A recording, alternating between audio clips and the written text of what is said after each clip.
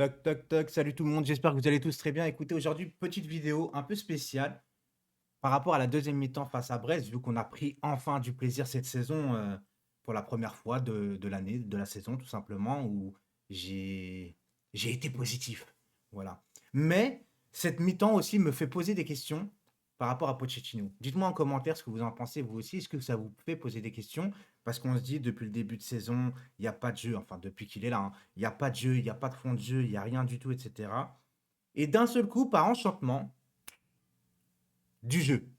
Alors, moi je veux bien qu'on fusille un peu Pochettino, comme on a l'habitude de faire, et à juste titre par rapport à certains choix, etc., certains critères, ça de mettre Messi à droite, etc. Mais là, pourquoi on a bien joué en fait?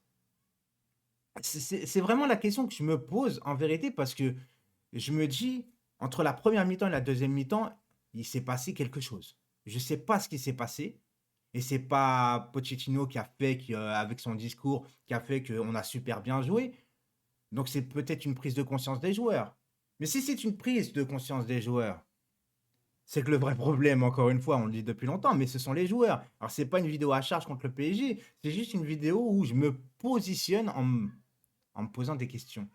Est-ce que le Paris Saint-Germain, au vu qu'on se rapproche de la Ligue des Champions, s'est économisé jusqu'à maintenant en se disant on ne veut pas trop se fatiguer, on s'en fout de bien jouer, on sait qu'on va gagner, on sait qu'en Ligue 1 on a largement des points d'avance et on s'en fout du jeu, et que là on se rapproche du Real Madrid, et ils se disent bon, allez les automatismes, de toute façon on sait qu'on les a, mais là cette fois on va commencer à jouer au football parce qu'il ne va pas falloir être en retard face au Real Madrid et avec l'intensité. Je sais pas. Je sais pas. Et franchement, je fais une vidéo là, limite, c'est confession intime en fait. C'est genre, je vous apporte pas une solution, je vous pose des questions. C'est pourquoi d'un seul coup, on a bien joué et que là, ça prouve, en effet, que c'est pas une question d'entraîneur. Bah, je suis désolé, mais alors certes, on va me dire, ouais, c'est Brest, t'enflamme pas. C'est pas une question de Brest parce qu'on a joué des équipes moins fortes que Brest et on a joué vraiment en mode mauvais, mais complètement.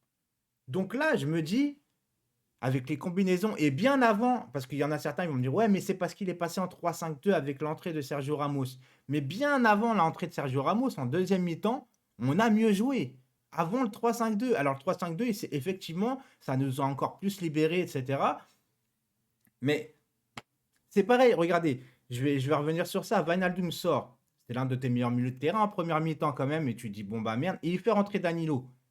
Franchement, 80% des gens se disaient pourquoi il fait rentrer Danilo en profil défensif par rapport pour remplacer Wijnaldum qui était offensif. Danilo était plus en retrait, il a fait monter Marco Verratti, on a vu plus de jeux, plus de créativité. Mais Verratti a déjà joué un peu plus haut et on ne jouait pas comme ça quand même en fait. Et Danilo, où on n'aimait pas forcément son style de jeu, etc. Danilo, sur ce match contre Brest, a fait son match. Il a même à un moment donné percuté en 1-2 avec Mbappé. Donc même Danilo a fait son match. Donc c'est bien preuve que ça va au-delà de l'entraîneur. Au-delà de l'entraîneur. Parce que on me dit Pochettino, même à juste titre, on me dit Pochettino, il rend moins bon les joueurs.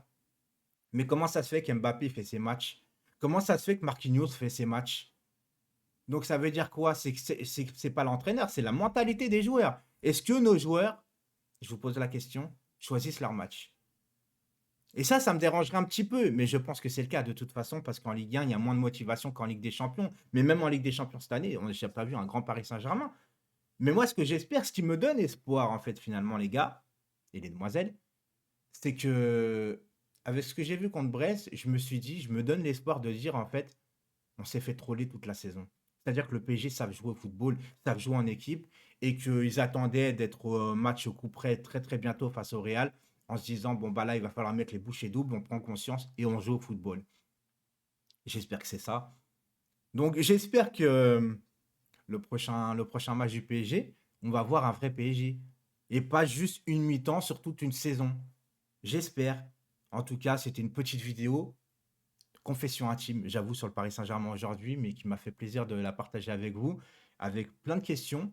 Et oui, c'est pas parce que je suis youtubeur que j'apprends à certaines personnes des choses, mais des viewers connaissent mieux que le football que moi. Il y a des gens, des fois, ils mettent des commentaires et je suis stupéfait et je suis d'accord avec eux, en fait.